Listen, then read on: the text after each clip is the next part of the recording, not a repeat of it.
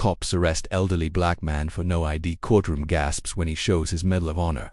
He was just an old black man walking home when the cops stopped him. No ID, they cuffed him right there. But what he pulled out in court made the judge freeze and the whole room gasp. Like and subscribe if you believe respect should be earned, not assumed. It was a quiet Wednesday evening in a small town in Georgia. The streets were empty, the sun was dipping below the horizon, and the cicadas were humming. Walter Jenkins, an 82-year-old black man, was taking his usual walk home from the grocery store.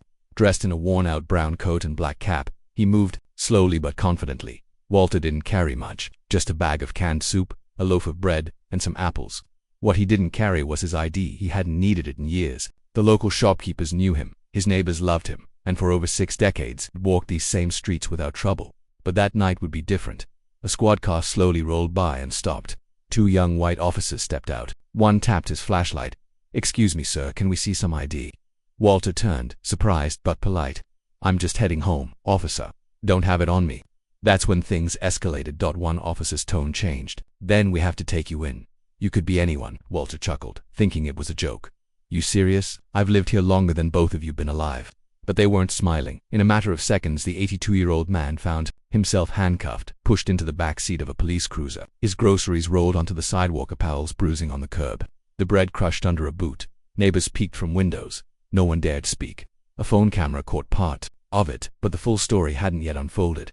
Inside the cruiser, Walter said nothing, just stared ahead, quietly breathing, his hands shaking not from fear, but from the memories flooding back. The next morning, Walter was in court. A public defender sat beside him, flipping through a thin folder. The courtroom was half full. Some reporters had shown up after the footage of his arrest started spreading online. The prosecutor painted the simple picture: a man without ID, loitering after dark. Officers followed protocol. The judge nodded along until Walter stood. "I may not look like much," Walter began, his voice calm but deep, "but I've done more for this country than most people ever will." Snickers rippled across the courtroom. The prosecutor rolled his eyes. Even the officers who arrested him smirked. Walter slowly reached into his coat. "You asked for identification. Let me show you who I am." He pulled out a small weathered black box, gently opened it. Inside lay a Medal of Honor, the highest military decoration in the United States. The room went still. People craned their necks. The judge leaned forward. "I earned this in Vietnam," Walter said. "I carried my brothers out of burning jungles, bled for this country, and saw things no man should see. And now, in my old age, I'm treated like a criminal in the country I bled for." The silence was painful. Even the prosecutor looked stunned. Walter turned to the officers. "You didn't see an old man, you saw a threat." He pointed to his skin. "You saw this and forgot to ask who I am." That same day, a journalist tweeted a photo of Walter holding the Medal of Honor. The caption read, "Arrested for no ID. Decorated war hero. Welcome to America." Within hours, it had over 1 million views. News outlets picked it up. Hashtags like #Justice for Walter and #Medal Not Chains trended nationwide. The mayor called an emergency press conference, trying to manage the outrage, but it was too late.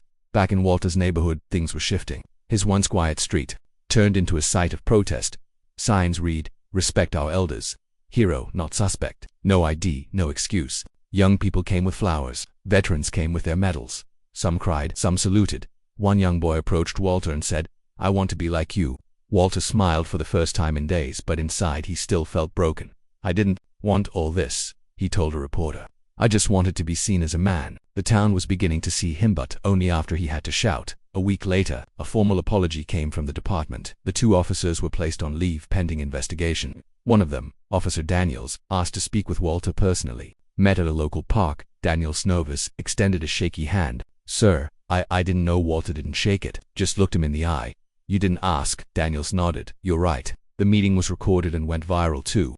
People were divided. Some believed the officer was sincere. Others said it was damage control. But Walter didn't care about the cameras. He cared about change.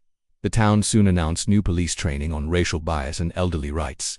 Walter was invited to speak to the force. He agreed on one condition: don't let this be a PR stunt. Let this be a wake-up call. When he walked into the police station weeks later, the room stood in silence. This time not out of disbelief, but out of respect. He wore a suit, he wore his medal, and he spoke. Months passed. Walter's story became a documentary, shown in schools and aired on major news networks. He started visiting high schools, veteran centers, and even police academies. His message was always the same: don't judge a man by his clothes, his color, or his silence. Ask his story. The courtroom where he once stood in shame was now renamed after him, the Walter Jenkins Justice Hall. One of the officers resigned. The other joined Walter's campaign for community policing. Walter never let the fame change him. He still walked to the grocery store, still wore his brown coat, still waved to neighbors, but now people waved back with respect, and he always carried that little black box, not to brag but to remind people of who he was, and how easy it is to forget the sacrifices behind a stranger's face.